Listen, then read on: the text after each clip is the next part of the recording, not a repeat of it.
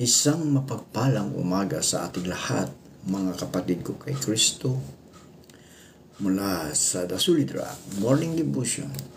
Isang kagalakan na muli tayo ay makapagbulay-bulay sa salita ng Panginoon sa umagang ito. Mga ilang minutong pagbubulay-bulay ng mga salita ng Panginoon upang papurihan at sambahin ang ating Panginoong Hesukristo. Ang ating pong pagbubulay-bulayan ngayong umaga ay matatagpuan sa Pahayag, Kapitulo 3, talatang 20. Ito ang sinasabi, "Narito, ako ay nakatayo sa pintuan at patuloy na kumakatok. Kapag marinig ng sinuman ang aking tinig at magbukas ng pinto, ako ay papasok sa kanya.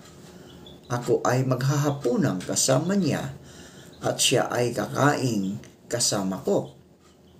Pinagpala na po tayo sa pagkabasa at pagkarinig ng salita ng Panginoon. Tayo po ay manalangin.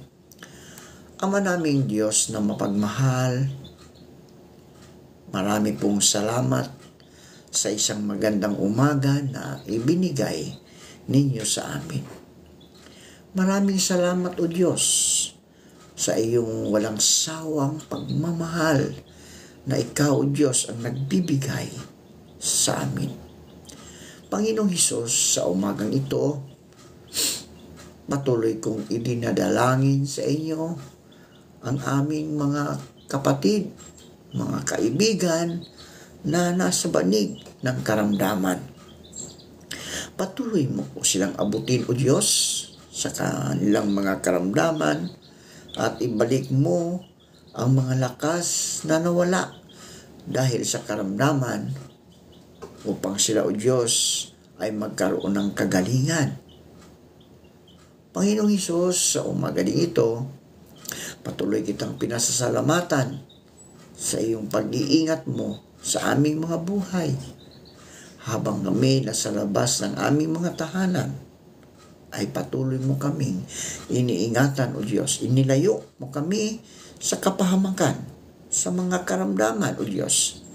Patuloy mo kaming kinalinga sa aming mga buhay upang hindi kami, O Diyos, mapahamak dito sa mundong aming ginagalawan. Dinadalangin ko rin, O Diyos, ang aming mga kaibigan na patuloy na naghahanap buhay at sa ngayon ay maaring nagsisihanda sila sa pagpasok sa kanilang mga trabaho, Panginoon. Dalangin ko, O Diyos, na ingatan mo ang aming mga kaibigan sa kanilang pagbabiyahe patungo sa kanilang mga trabaho.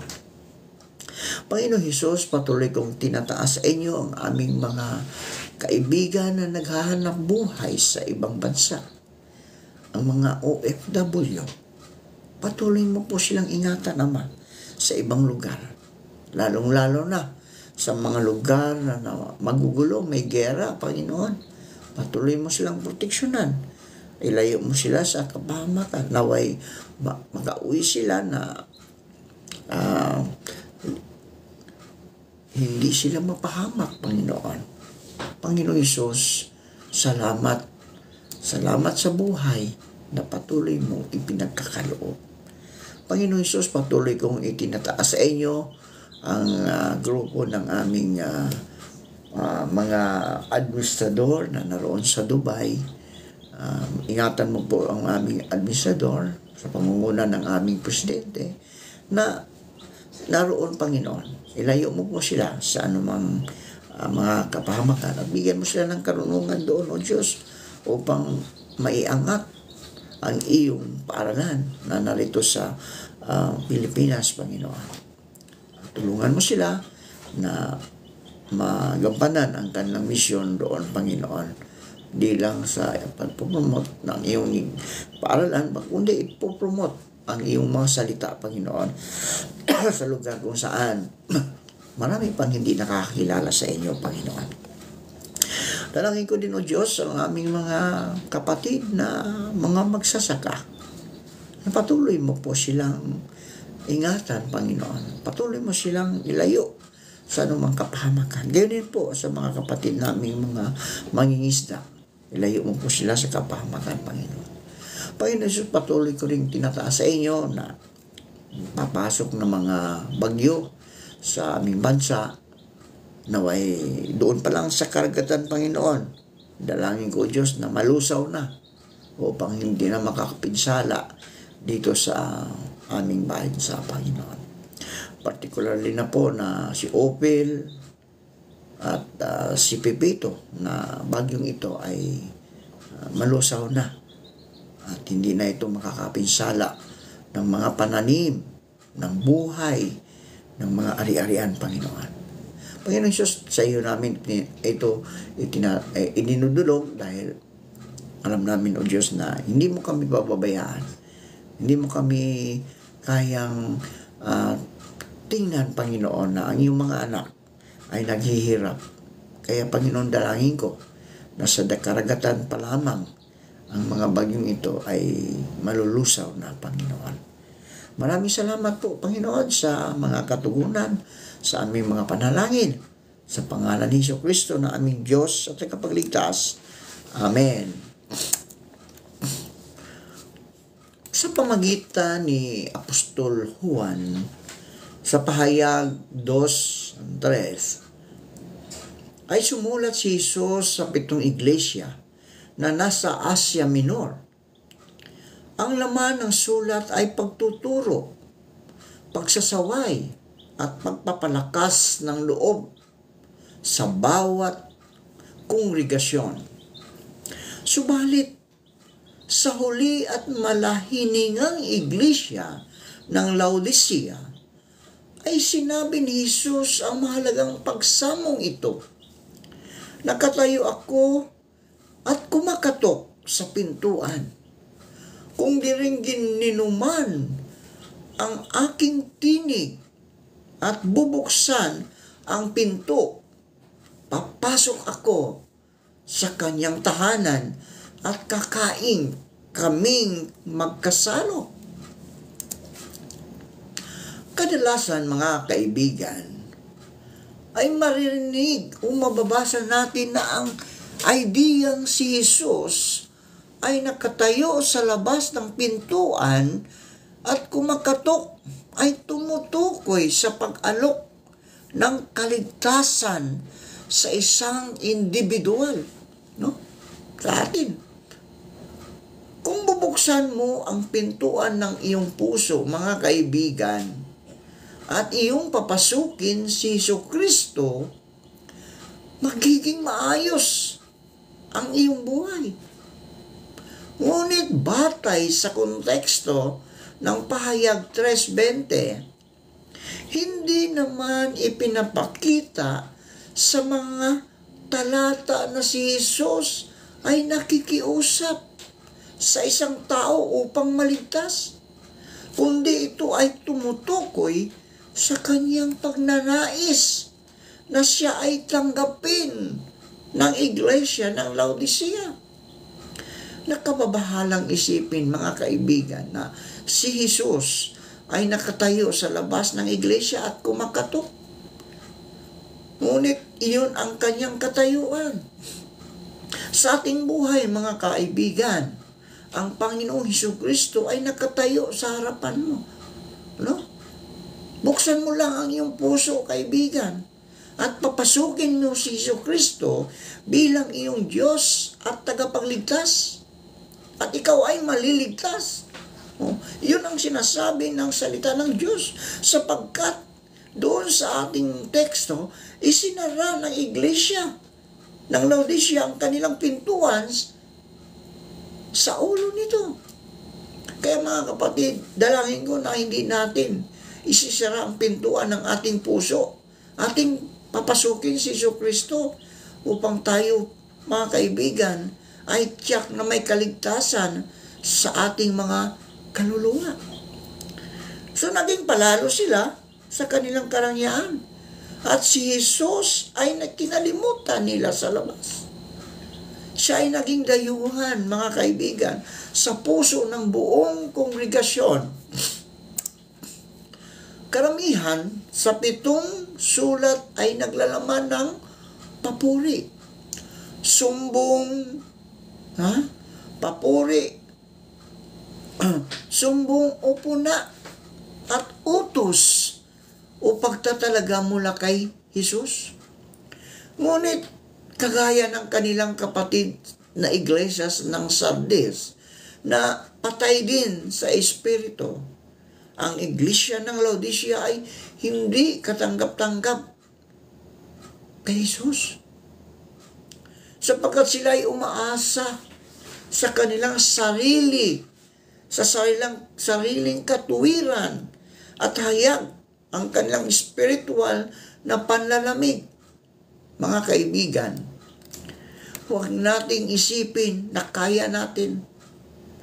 Huwag nating isipin na dahil tayo ay may kayamanan, ay kaya natin. Tandaan mo, kaibigan, ang kayamanan na naroon na sa iyo ngayon, ayun ang magbibigay sa iyo ng kapahamakan. Kaya buksan mo ang puso mo. Papasukin mo si Jesucristo sa iyong puso at ikaw ay maliligtas. Maganda yan, magkasama yan. May pagpapalang ibinigay sa iyo ang Panginoong Jesucristo. May kayamanan ka at ang kayamanan mo ito ay pinagkatiwala mo sa Panginoon, mga kaibigan. Maganda ang iyong kalalagyan. Maganda na nga dito sa lupa at maganda pa kapag ikaw ay namatay dahil naroon ka sa langit. Hindi mo naman madadala ang kayamanan mo, kaibigan eh. Di ba?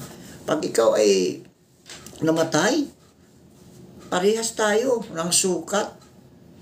No? Pero, ang puso mo, ang kaluluwa mo, kumusta naman?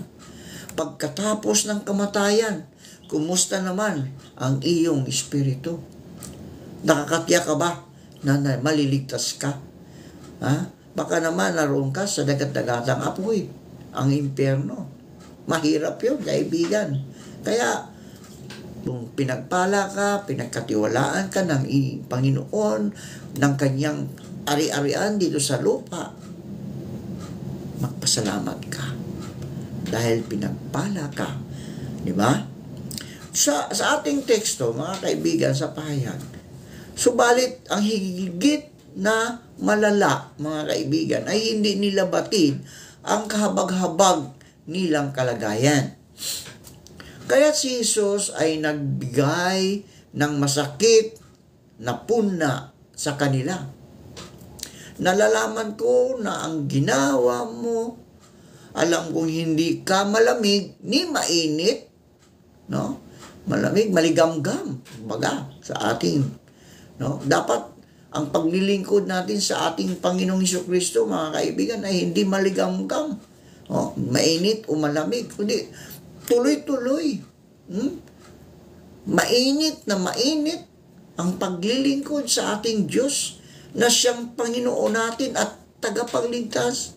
Higit na mabuti kung ikaw ay malamig o mainit. Ngunit dahil sa ikaw ay maligamgam. Mga kaibigan, alam mo, pag ikaw ay maligamgam, hindi mainit ni malamig, isusuka kita. Yan ang sabi ng Panginoon, isusuka kita. Dapat lagi tayong mainit. Sinasabi mo, ako'y mayaman, sagana sa lahat ng bagay at wala nang kailangan pa. Ngunit hindi mo nalalamang ikaw ay kawawa. Kawawa. Kahabag-habag. Mahirap. Bulag at hubad.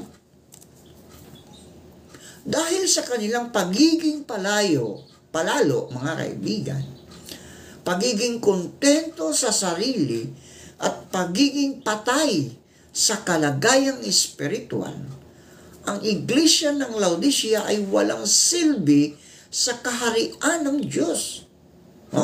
Kaya sa pamagitan ng patalinghang salita ng tunay na katuwiran, hinihikayat ni Jesus na ang kanilang huwad na katuwiran ay palitan ng tunay na katuwiran.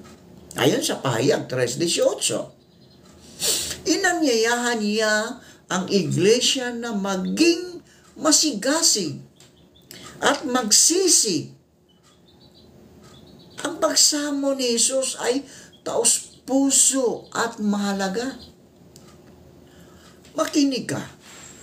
Ako'y nakatayo sa may pintuan at tumutuktok. Kung diringgin ng sinuman ang aking tinig at bubuksan ang pinto, ako'y papasok sa kanya at kakain kasalo niya at siya'y kasalo ko. Ayon sa pahayag 3:20. Personal din ang panawagan ito ng Panginoon sapagkat siya'y nangungusap gamit ang pang-isahang salita tulad ng sinuman sa kanya. Siya nangangahulugan ito na inanyayahan niya ang bawat isa sa iglesia. Tayo din, mga kaibigan, inanyayahan tayo ng ating Panginoon, no?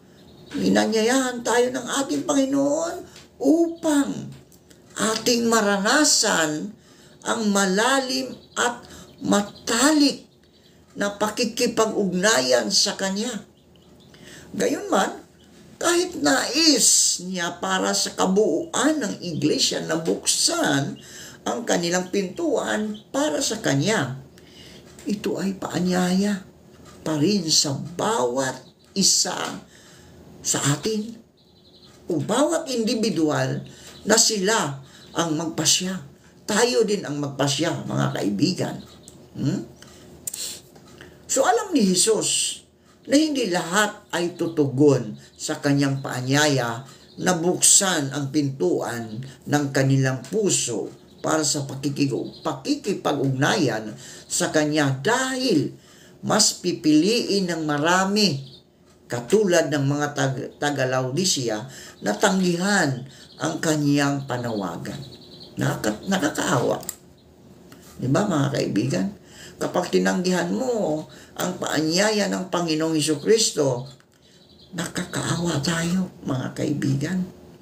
Dahil sa malahininga at matigas na puso ay nanatili silang bulag.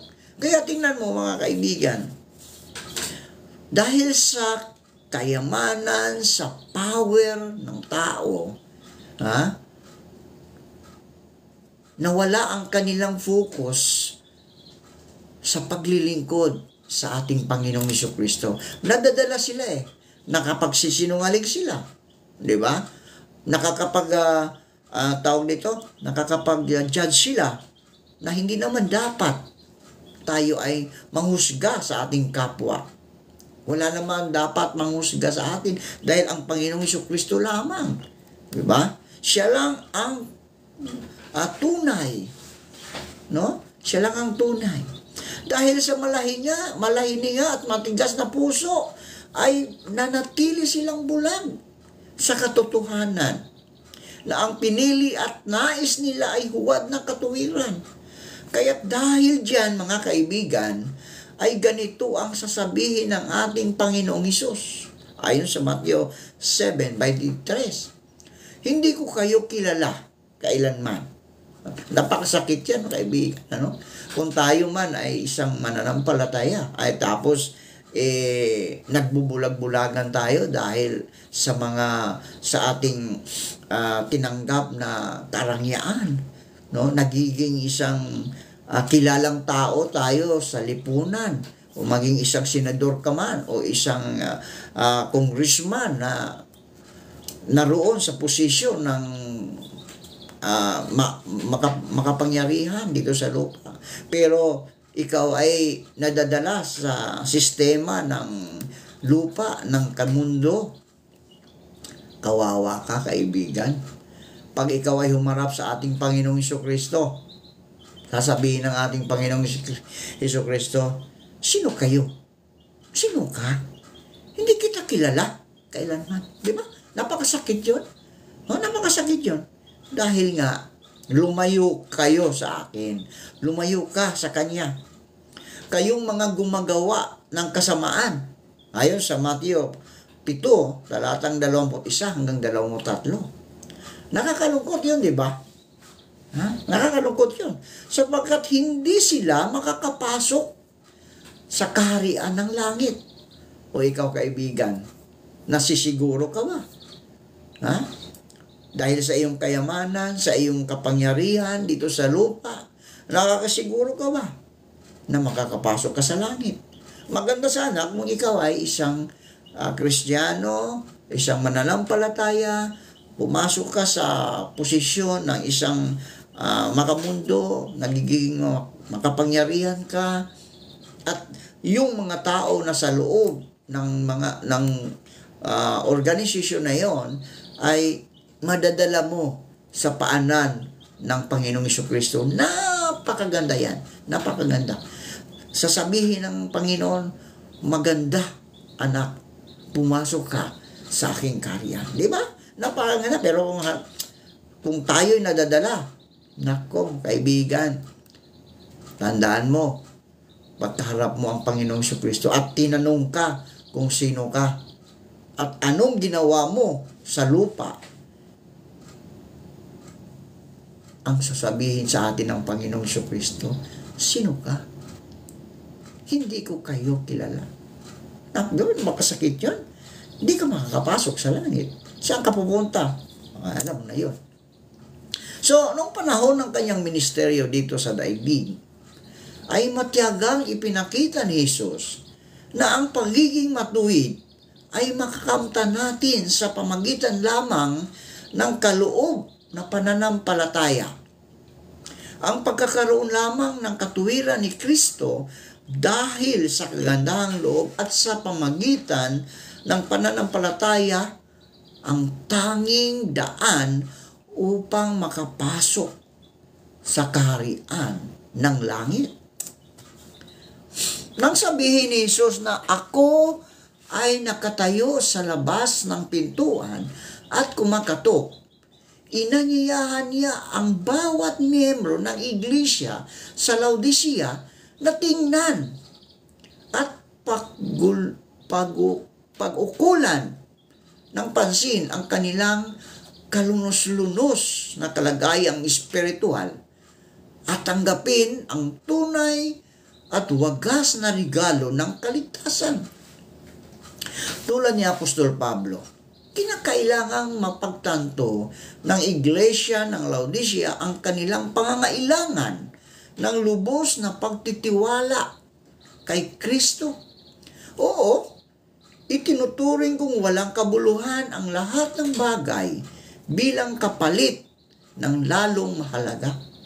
Ang pagkakilala kay Kristo Jesus na ating Panginoon, ang lahat ng bagay ay ipinalagay kong walang kabuluhan. Makamtan ko lamang si Kristo at lubusang makasama niya. So ang aking pagiging matuwid ay hindi sa pamagitan ng pagsunod sa kautusan, kundi sa pananalig kay Kristo. Ang pagiging matuwid ko kay ngayoy buhat sa Diyos sa pamagitan ng pananampalataya. Kaya't sa sinumang magbubukas ng pintuan ng kanyang puso kay Jesus, siya ay nangangako sa atin ng matalik na pakikipag-ugnayan na inilalarawan ng masayang pagsalaw-salo sa pagkainan. Kaugnay pa nito ay may nakalaan siyang dakilang gantimpala. Ang magtatagumpay ay uupong katabi ko sa aking trono. O, niyon ang pangako ng Panginoong Jesucristo. Ang magtatagumpay ay uupo katabi ng ating Panginoon sa kanyang trono. Tulad ko na nagtatagumpay, ayon kay Apostol Pablo, at nakaupo ngayon katabi ng ating Ama, ating Diyos, sa kanyang trono. Ayon sa Pahayag 3:21. So ang mga pangungusap na ito, mga kaibigan, ay pangako ni Kristo sa iglesia ng Laodicea. Hindi lang po yun, sa iglesia ng Laodicea, tayong mga mananampalataya ay pinangakuan niya, no? Na katabi natin siya sa kanyang trono pagkatapos ng ating buhay dito sa mundo. At kahit hanggang ngayon, mga kaibigan, si Jesus ay patuloy na nagsasabi na nakatayo ako sa labas ng pintuan at kumakatok. Nakatayo ang Panginoon, kaibigan, sa harapan mo. Buksan mo ang iyong puso at papasukin mo si Kristo bilang iyong Diyos at takapagligtas. Sa mga iglesyang puno ng mga naturingang Kristiyano, mga iglesia nga puno na naturingang mga Kristiyano, siya ay nagpapaabot ng marugdog, no? Na paanyaya ng lubos na pakikipag-ugnayan sa Kanya. Ang may hawak ng susi ng kaharian ng langit